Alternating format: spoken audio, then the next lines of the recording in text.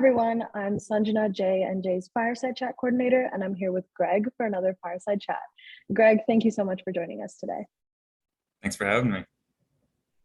All right, so let's jump right in. Please tell us about your educational and professional backgrounds and the path that you took to get to where you are today. Sure. So I've been working at PSEG my full career, which is a full 7 years now. For those of you who don't know, PSEG is the largest utility company in New Jersey. So there's probably a good chance it's where you pay your gas and electric bills too. I'm currently a process analyst within the Procurement Center of Excellence. So I manage all of the data processes for our group. So that's extracting, transforming the data and connecting it to dashboards that report out our metric results and analytics.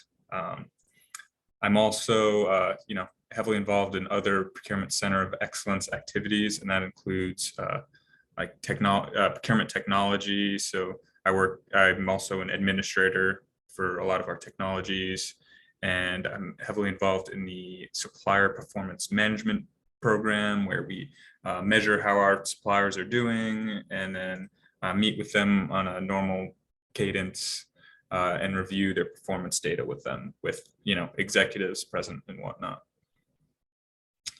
Also lead several continuous improvement efforts within our group. That's awesome. Seems like a very robust job, but very interesting. Yeah. Now I guess I'll walk you through how I got there. So I graduated Rutgers, New Brunswick 7 years ago. I bounced around a bunch with my majors. I started off as pre-med, then I went into engineering, and then I went into pure mathematics major with an economics minor after 2 years. So because I did that, it took an extra year. I was on the 5-year schedule for graduating college instead of 4, but I'm so glad I did, because I was actually passionate about the work I was doing, and it made learning so much more fun. And then I graduated and I was looking around a bit, and I decided to apply to this position, a position at PSEG within the procurement department, because I had several of my best friends were within the supply chain program, and they were always talking about how this is the hottest new area within business.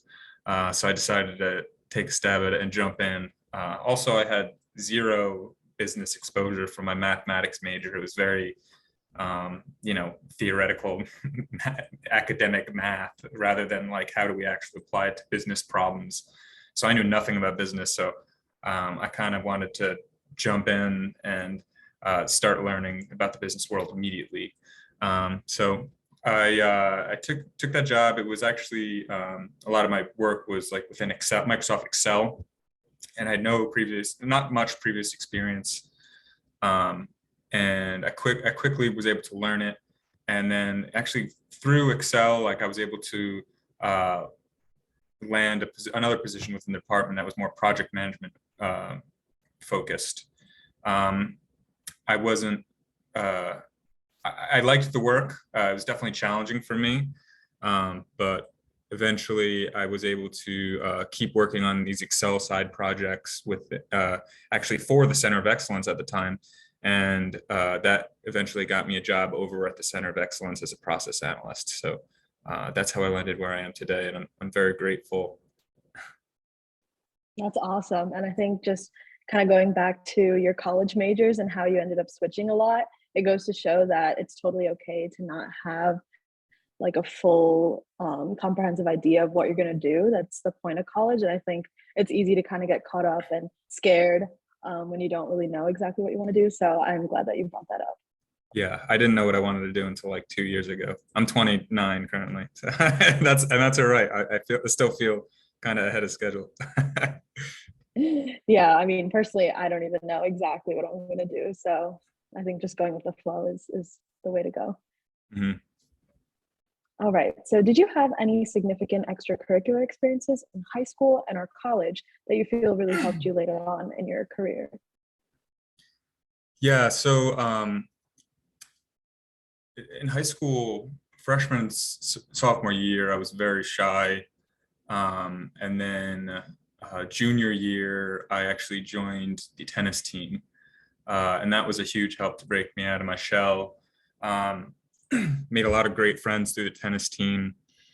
And, eventually that kind of those friendships kind of snowballed where we found we had other similar interests outside of tennis. Like, for example, like ping pong and, video games and whatnot. And then we actually and volleyball, and we took those interests and kind of brought them into being involved with the school so we created like a ping pong club. We did an annual volleyball tournament that we hosted. And that kind of, I didn't realize it at the time, but that was a big help in like building confidence and like leadership experiences in high school. So I didn't really know much about it, but we just knew we were passionate about it, and we wanted to use the school gym for the activities. So we brought it to our favorite teacher, and they sponsored the event, and it was very simple and easy, and they were excited to sponsor it. They were just excited we're passionate, and we're bringing our passions to back to the school rather than just leaving the school and not being involved. So those were very helpful experiences in high school that helped me develop a lot of skills and confidence. Yeah, that sounds awesome. And, I'm sure a lot of students listening in can relate to being part of a team or just playing sports in general. And I think it just helps overall. Like you said, you get to collaborate with people and just strengthen all of your teamwork and communication skills, which are very, very transferable to any job or just the real world in general. Yeah, absolutely. For the teamwork, you get the diverse set of people. I also was on the swim team as well, and that was also another large, diverse group. So those experiences were extremely valuable to preparing me for college, because Rutgers is a very diverse school. I loved my experience at Rutgers, but it was good to set me up for that, so I wasn't completely shocked.